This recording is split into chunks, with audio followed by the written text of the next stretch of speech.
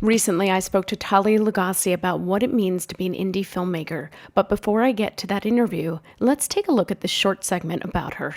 I want to introduce you to Talia Lugacy. I had the privilege of being an extra in her recent hybrid feature, This Is Not a War Story, which is a film about a ragtag group of veterans in New York who face their PTSD through art and community.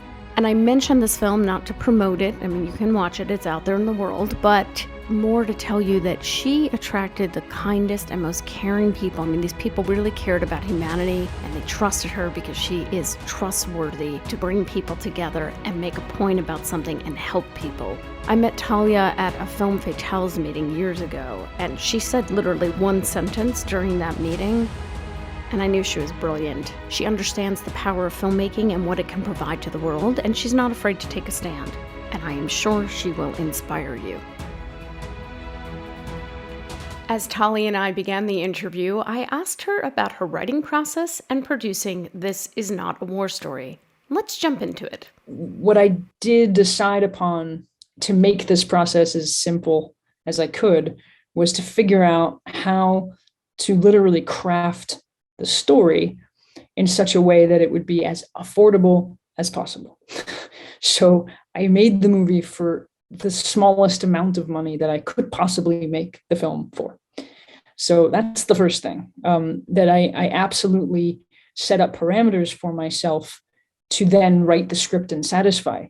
That would enable me to self-produce the whole fucking thing if that's, what had to be done. And that is what was done. I mean, basically, this was a very, very small amount of private money. I threw down, my own money, and saved over the years and all of this, and tried to really, keep this as contained as possible. That was, that was the way to do it. Yeah, absolutely. And did you also, though, in giving yourself those like parameters, right? Did you also find yourself making the film in a sense more creative or unique because you had to work around those? Like in a sense, did it benefit the film, or do you feel like? Oh yeah, 100%. Because I'm a big believer in having limitations to create within. Because if you don't have that, then all you have is just your sprawling imagination, and there's nothing but time in which to engage in that. And that's a lot of fun, and it's a good creative exercise. But in reality, it only makes your job that much harder, because you end up realizing that like you're looking for resources that you may never find. I mean, I have many friends who are just in development purgatory, years and years and years and years. So-and-so's attached, and this company's here, and blah, blah, blah. And it's just, often it never goes anywhere. And I wanted to avoid all of that. And at the same time, give the creative scope of the film a very specific set of limitations that would provide for the story, and at the same time make the damn thing doable, from a purely logistical standpoint. Yeah. And I think that's great and the way to go. I'm a firm believer in all of that as well. I tend to do it differently. I'll write whatever I want to write, and then I'll do the painful exercise of going back through and saying, okay, now I have to limit, but maybe that's because I'm an editor, I'm a video editor, meaning I don't mean that I'm a writer's editor. And so I kind of thrive on, okay, now what can I make of this? But it's the same kind of thing, right? Yeah. And I do that too. I mean, I'm not like a dictator about it. I mean, I had sequences that were in the script for a little while that I eventually had to that I had wanted in my heart, for them to be there. And I thought, we'll find a way. And they had to go, and it was fine, and it was better. So things like that exist. But I think that, as an overall, maybe, helpful point of reference for producing a film in an independent way. I think that giving yourself a certain set of limitations can be very, very fruitful, and can actually stimulate your creativity. I think that's great. So I also wanted to ask you, before we go on to the other topic, I wanted to ask you about making a hybrid film, and what does that mean? Hybrid film is a film that involves fictional and non-fictional elements together.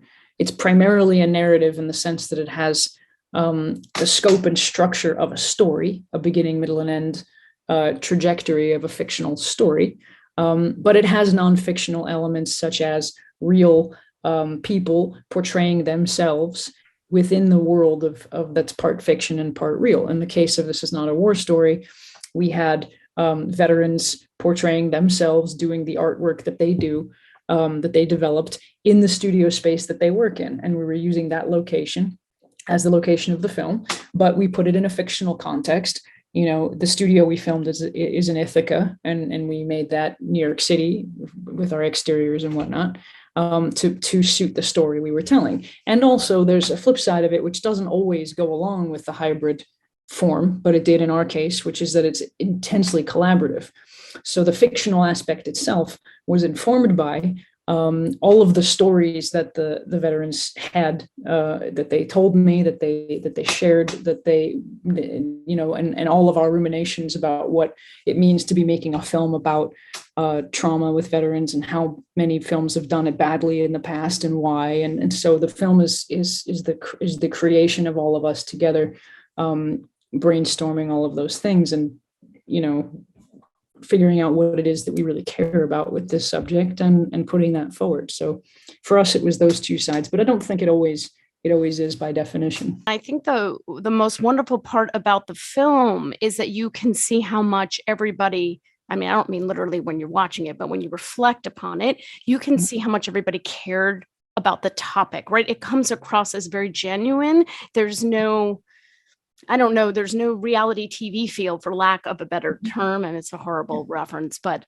I hate reality TV. I'm just going to put that out there. But it's completely authentic because you care about the topic. And that's one of the things I think with indie film. I see people a lot where they try to make a film that they think Hollywood wants, or this is what's needed, or this is what's in, or this is what I'm going to get a grant for. And it always seems to fall flat. I think, you know, to be an indie filmmaker, if you're not making things that you really care about, then why go through all this?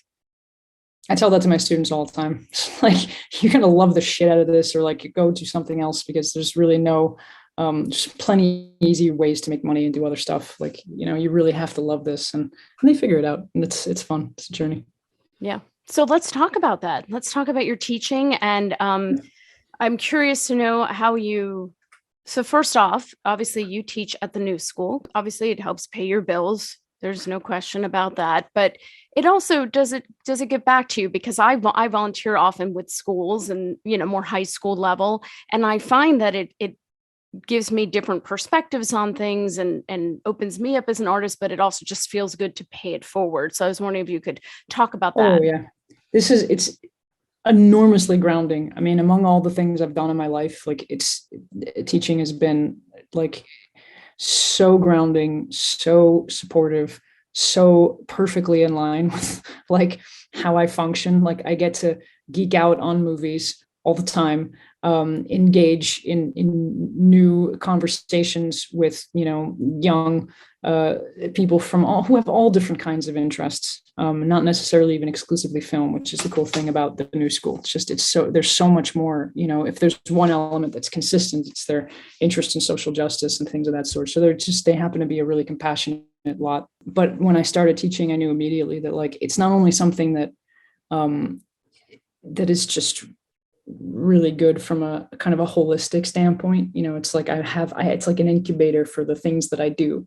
It allows me to experiment and challenge all of my ideas about filmmaking all the time, in a way that I don't know what else to compare it to. Like, if I have friends who do other things, like they direct commercials and stuff, and they have fun, you know, they get to test out the new toy or whatever. And I don't have that luxury, but like, at some level, I realized I'd never really be that into that stuff. Like, I would find it very boring.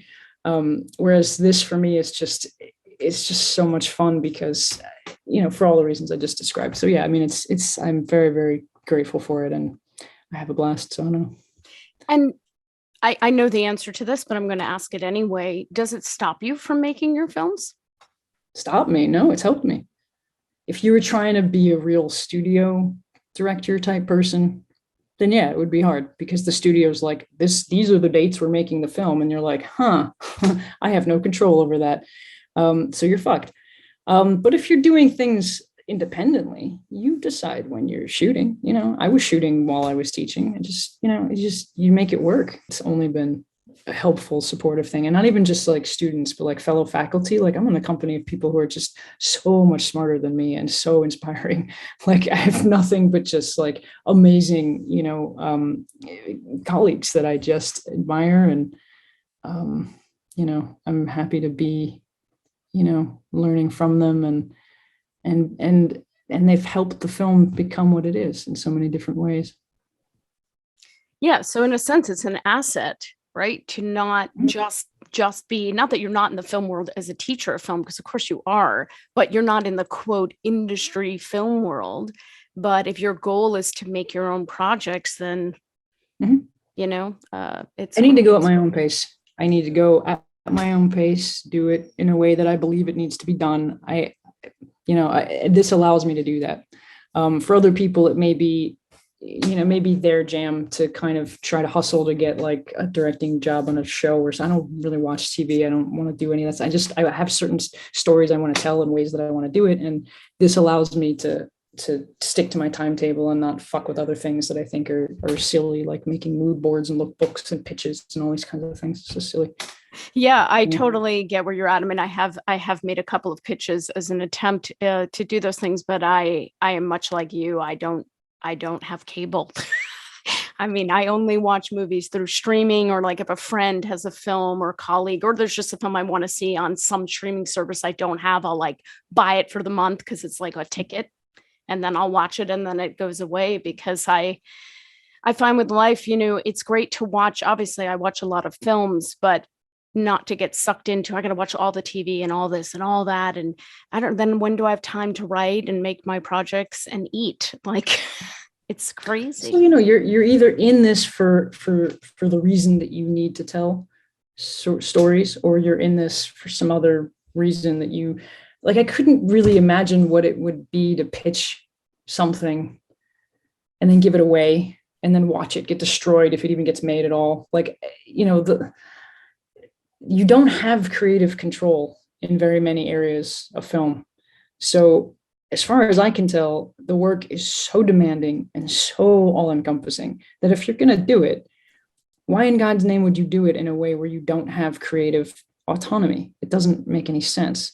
I think that's the no-brainer, but that I obviously don't speak for everybody trying to do this kind of thing, because that's not really how most people go about it, I don't think. Yeah, I mean, I do think there seems to be this weird, like, two camps, and then people who are trying to balance both camps.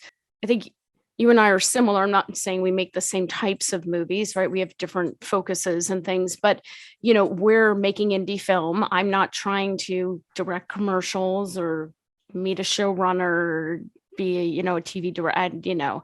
I feel like that's exactly what you're talking about. I like to have control over what I do. In fact, the last film I was hired on, which is not like I'm hired all the time, that sounded really fancy, but a film I was hired on, one of the things in my contract was, because it was a smaller budget movie, was that I had to have final cut privilege. So I get that. And I think there are people who are just very focused on earning a living making films.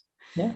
And then there's people who are trying to balance both. And I feel for those people, because I think it's really difficult to try to do both.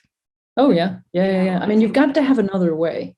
You've got to have another source of your livelihood, so that you can always say no to things. And even if it's the same, like I've had plenty of jobs, but you have to be able to walk away from things and say no, and draw your line in the sand, because that's all you have.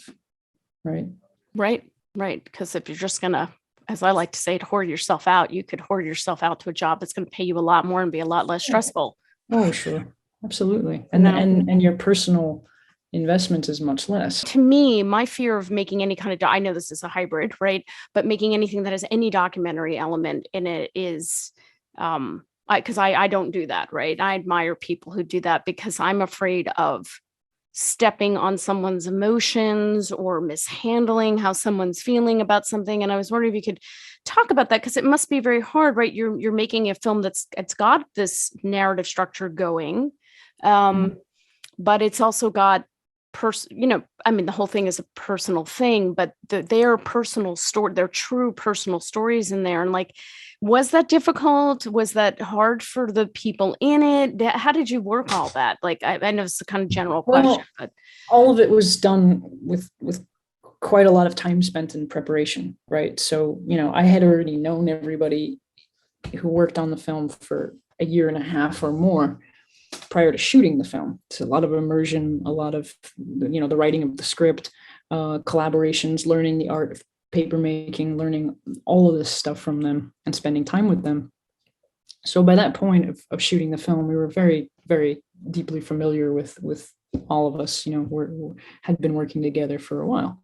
But that being said, you don't invite somebody into that process if you perceive that the process itself is going to be a problem for them, because you're not, as a director, a social worker or a counselor or a doctor or a therapist, and you're not supposed to be that for somebody. So you have to make sure that the person that you're inviting into the process, well enough to know that they're coming on board for their own reasons, because they want to tell the story, they want to be part of it, they want to use it's an opportunity for them to do certain things for their own art, for their own experience, yada yada, whatever it is. And you can trust that that's the fact, and know that everybody's showing up wanting to go through it. And the other thing too is that we structured the story in such a way where all the really difficult emotional burdens were saddled onto the fictional characters, myself, Sam Anagoke, and Danny Ramirez and Francis Fisher. These people were carrying the emotional fraught shit, and the veterans could participate in whatever capacity they wanted, whatever realm of emotional level they wanted, whatever anecdotes they were. This was all planned out, but it was spontaneous when it was filmed. And this is how you structure something so that you're taking care of everybody.